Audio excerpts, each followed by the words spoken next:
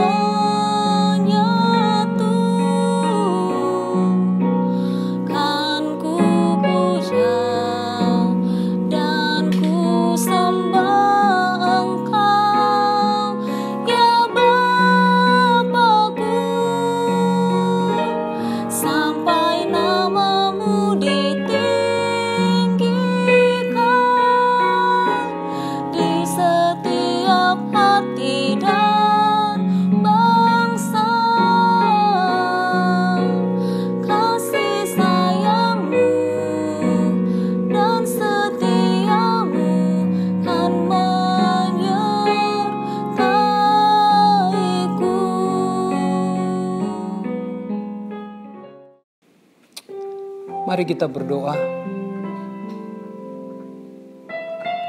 Bapa di sorga, di dalam nama Tuhan Yesus Kristus, kami sudah menaikkan pujian dan penyembahan kami yang begitu sederhana di hadapan-Mu. Kiranya apa yang kami buat ini menyenangkan hati-Mu, Tuhan Yesus. Sekarang kami mau dengar kebenaran firman-Mu. Mari datang dalam firman-Mu dengan bahasa dan kalimat yang sederhana, agar kami dapat memahami isi hati-Mu, Tuhan. Urapi hamba-Mu ini, dalam nama Tuhan Yesus Kristus. Amin. Amin. Salam sejahtera dalam Tuhan Yesus, Bapak Ibu saudara-saudari sekalian. Minggu yang lalu kita sudah memperingati kematian dan kebangkitan Tuhan Yesus Kristus. Dua peristiwa yang saya anggap adalah peristiwa yang penting dalam kekristenan. Mengapa saya menyebut itu peristiwa yang penting dalam kekristenan? Karena tanpa kematian Kristus, maka tidak akan ada pengampunan dosa. Dan tanpa kebangkitan Kristus, maka tidak akan ada hidup yang baru. Sebab itu saya menyebut ini peristiwa yang penting dalam kekristenan. Menurut catatan kitab Injil, setelah kebangkitan Tuhan Yesus Kristus, Dia menampakkan diri kepada murid-murid selama kurang lebih 40 hari. Tentu Tuhan Yesus memiliki maksud dan tujuan ketika Dia menampakkan diri kepada murid-murid. Salah satu di antara sekian banyak maksud itu adalah Dia ingin membuktikan bahwa apa yang pernah Dia katakan, bahwa anak manusia akan pergi ke Yerusalem, menanggung banyak penderitaan, dibunuh, dan dibangkitkan pada hari yang ketiga, sekarang sudah terjadi dan tergenapi. Hal ini tentu sebuah keistimewaan bagi murid-murid. Mereka menjadi orang yang dijumpai Tuhan Yesus Kristus ketika Tuhan Yesus Kristus bangkit dari antara orang mati. Lalu bagaimana dengan kita, Bapak Ibu saudara-saudari?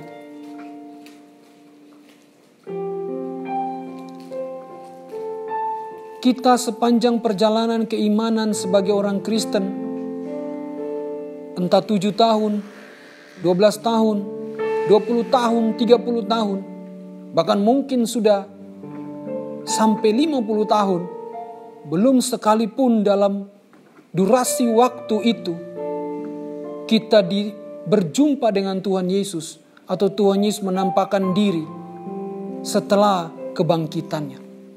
Padahal setiap tahun kita memperingati kematian dan kebangkitannya, tapi tidak sekalipun Tuhan Yesus menampakkan diri kepada kita. Apakah ini berarti kita tidak istimewa?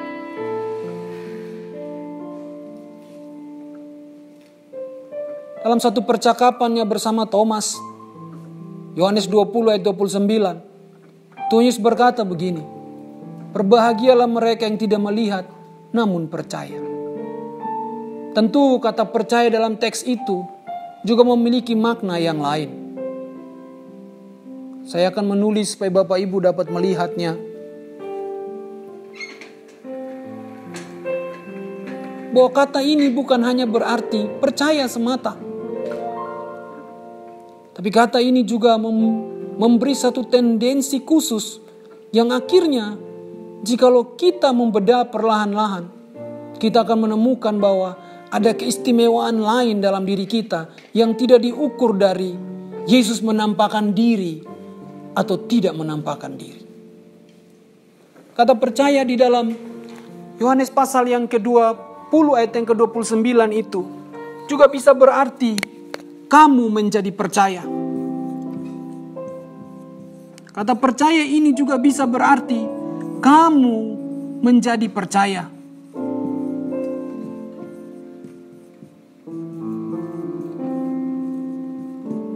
Siapa yang dimaksud dengan kamu menjadi percaya? Tentu orang-orang yang tidak dijumpai Yesus dalam penampakan secara khusus setelah dia dibangkitkan dari orang mati. Orang-orang yang tidak melihat kubur yang kosong. Orang-orang yang tidak melihat bekas paku di kedua telapak tangannya. Orang-orang yang tidak melihat lambung yang tertombak. Tetapi mereka percaya bahwa peristiwa itu pernah terjadi ribuan tahun yang lampau. Yang dilakoni oleh anak manusia, yakni putra Allah yang tunggal Tuhan Yesus Kristus. Kita memiliki kepercayaan itu. Dan kepercayaan itu yang dipuji oleh Tuhan Yesus. Dari mana kita memiliki kepercayaan itu? Roma 10 ayat 17 mengatakan, kepercayaan itu timbul dari pendengaran akan firman Kristus. Dari firman Kristus itulah muncul kepercayaan atau iman itu. Dari mana datang iman itu, Bapak Ibu? Dalam surat Efesus pasal yang kedua ayat yang ke-8, teksnya berbunyi, kamu diselamatkan karena kasih karunia oleh iman. Itu pemberian Allah, bukan hasil usahamu. Ada dua hal yang perlu diperhatikan di sana. Pertama, bahwa keselamatan itu adalah kasih karunia dari Allah. Keselamatan yang kita miliki hari ini adalah kasih karunia dari Allah. Keselamatan, kasih karunia dari Allah.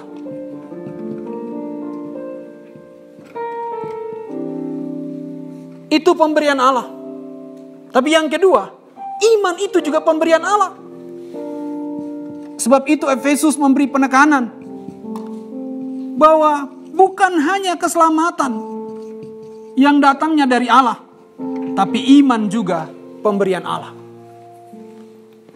Bapak, Ibu, dan saya hari ini memiliki keyakinan, memiliki kepercayaan bahwa apa yang dituliskan dalam firman Allah adalah kebenaran yang sejati yang pernah terjadi ribuan tahun yang lampau. Itu karena iman yang diberikan Allah kepada kita. Iman itu diberi lalu kita bereaksi mempercayai firman yang kita dengar itu. Sehingga hari ini Paulus mengungkapkan dalam Galatia pasal 2 ayat yang ke-20.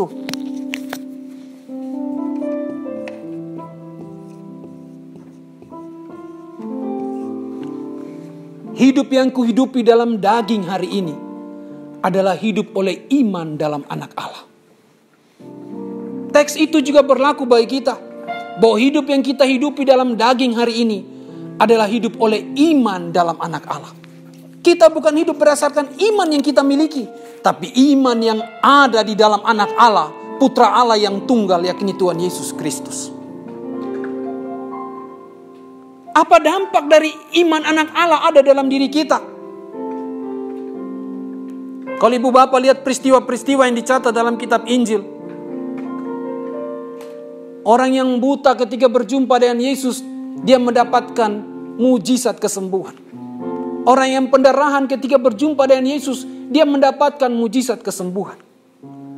Orang yang lumpuh ketika berjumpa dengan Yesus, dia mendapatkan mujizat kesembuhan. Kenapa? Karena iman dalam anak Allah itulah yang telah memberi kesembuhan buat mereka. Tentu Anda bisa mengkoreksi saya dan berkata begini, bukankah Tuhan Yesus berkata dalam Markus pasal 2 ayat yang ke-5, bahwa iman mereka yang telah menyelamatkan. Ketika orang lumpuh itu ditandu dan dibawa di hadapan Yesus. Lalu dalam bagian yang lain Tuhan Yesus juga mengungkapkan, imanmu menyelamatkan engkau, besar sekali imanmu. Dengar saya Bapak Ibu, Yesus pernah mengungkapkan sebuah pernyataan. Yohanes pasal 6 ayat yang ke-44 dan Yohanes pasal 6 ayat yang ke-65. Tidak ada seorang pun yang dapat datang kepadaku kalau tidak ditarik oleh Bapa. Tidak ada seorang pun yang dapat datang kepadaku kalau Bapa tidak mengkaruniakannya. Itu berarti orang-orang yang dapat datang kepada Yesus dan mengalami kesembuhan karena mereka ditarik oleh Bapa untuk datang kepada mereka. Kata apa yang dapat kita terjemahkan sebagai makna dari kata ditarik dan mengkaruniakan itu? Itulah iman. Iman Allah yang telah ditaruh di dalam mereka sehingga mereka mempercayai waktu mereka jumpa Tuhan Yesus, pendarahan yang 12 tahun berhenti. Iman Allah yang ditaruh dalam diri mereka itulah yang membuat mereka percaya waktu mereka berteriak, Yesus anak Daud. Dia dapat melihat. Iman Allah yang ada dalam diri mereka itu sehingga mereka menandu orang lumpuh itu dan menempatkan di hadapan Yesus. Mereka tahu bahwa waktu dia jumpa dengan Yesus, dia akan disembuhkan. Iman oleh anak Allah itulah sekarang yang kita miliki. Sehingga dalam iman itulah kita hidup hari ini.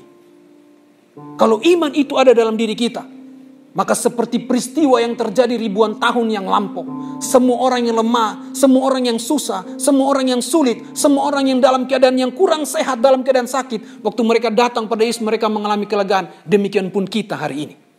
Kenapa? Karena iman anak Allah itu ada dalam diri kita. Bukan segi sesuatu yang mustahil atau tidak mungkin. Yang namanya keharmonisan, kebahagiaan, sukacita, damai sejahtera, keberhasilan, kelimpahan, hidup yang diberkati. Itu bukan lagi sesuatu yang mustahil. Tapi itu sesuatu yang pasti kita miliki. Karena iman dalam anak Allah itu hidup dalam diri kita hari ini. Itu yang saya sebut keistimewaan yang kita miliki. Yang tidak diukur dari Yesus menampakkan diri atau tidak kepada kita. Tapi diukur dari iman yang telah Dia berikan kepada kita itu. Dan oleh iman itulah kita hidup dan hidup dalam keadaan diberkati. Tentu dalam waktu yang atau durasi yang singkat ini, saya tidak bisa menjelaskan secara penuh kepada Bapak Ibu. Sebab itu saya berharap satu hari nanti kita dapat jumpa. Entah Bapak Ibu menjumpai saya di gereja di mana saya dibentuk dan dibangun, GBI Citra Garden 2, atau di gereja di mana saya diberi kepercayaan untuk menjadi gembala, GBI Citra Raya Strong Family. Saya berharap satu hari kelak kita berjumpa dan sama-sama kita memahami bahwa kasih karunia Allah itu besar buat kita. Sehingga hari ini tidak ada hal lain yang kita bisa bawa dan persembahkan kepada Dia selain korban syukur itu. Mari sama saya kita naikkan pujian ini.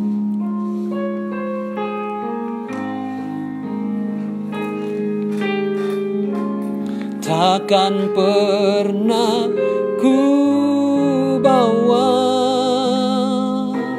selain yang terbaik, yang harum dan sejati di hadapan tatamu. Yesusku, terimalah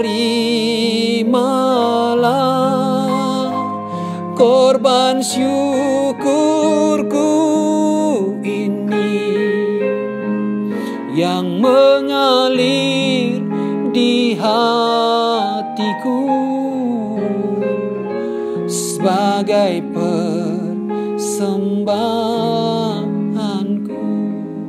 Bapak Ibu, barangkali hari ini keadaan kita tidak ideal. Kita ada 1-2 masalah dalam rumah tangga, dalam keluarga. Ada sedikit problem dalam keuangan. Ada sedikit problem dalam bisnis dan usaha. Dengar saya. Di kayu salib Tuhan Yesus menyelesaikan semuanya. Ini bukanlah sebuah pernyataan bodoh atau pernyataan tanpa sebuah dasar. Tapi ini kebenaran Alkitab atau firman Allah. Sebab itu hari ini saya berkata pada Bapak Ibu, lihatlah firman Allah itu dan temukanlah berkat-berkat kita di sana. Bisa diberi kesempatan hari ini untuk menyampaikan kebenaran ini. Saya ingin menutup dalam doa dan mendoakan Bapak Ibu saudara-saudara yang mungkin punya 1-2 problem. Kita berdoa bersama dan percaya bahwa Kristus menyelesaikan semua buat kita. Dan harusnya hari ini kita hidup dalam kemerdekaan, kebebasan, kelegaan, dan berkat-berkat Allah yang sempurna itu. Mari kita berdoa. Bapa, hamba berdoa buat semua kami yang hari ini tubuh kami kurang sehat.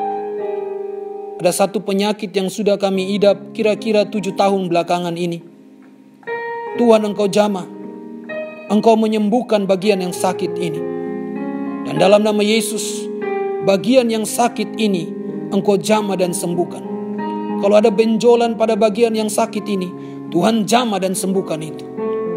Hamba juga berdoa bagi kami yang hari ini sedikit ada problem pada bisnis dan usaha kami karena situasi yang tidak kondusif.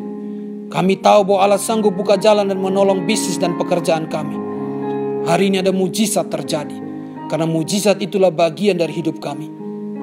Bagi kami yang punya sedikit problem dalam rumah tangga, kurang harmonis, cinta yang mulai hilang perlahan-lahan, kebahagiaan yang terkikis perlahan-lahan, hamba berdoa Tuhan kembalikan itu dalam rumah tangga kami. Rumah tangga kami kembali dipenuhi oleh cinta, dipenuhi dengan keharmonisan, dipenuhi dengan kasih sayang dan kebahagiaan. Dalam nama Yesus, semua itu dikembalikan. Semua kami dan berbagai macam problem, Tuhan sekarang menyelesaikannya. Karena di kayu salib semua sudah diselesaikan secara sempurna. Terima kasih ya Tuhan. Kami mau akhiri ibadah kami pada hari ini. Dan kami mau terima berkat Tuhan. Mari Bapak Ibu Saudara-saudara, kita menerima berkat di dalam Tuhan Yesus Kristus. Tuhan memberkati dan melindungi engkau. Tuhan menyertai engkau dan wajahnya dan beri engkau kasih karunia. Tuhan menghadapkan wajah padamu dan beri engkau damai sejahtera. Berkat dari Allah, cinta kasih dalam Tuhan Yesus, dalam persekutuan Roh Kudus, turun menyertai saudara dan saya, mulai waktu ini sampai selama-lamanya. Demi nama Tuhan Yesus, kita berdoa, kita diberkati. Haleluya. Amin, amin, amin.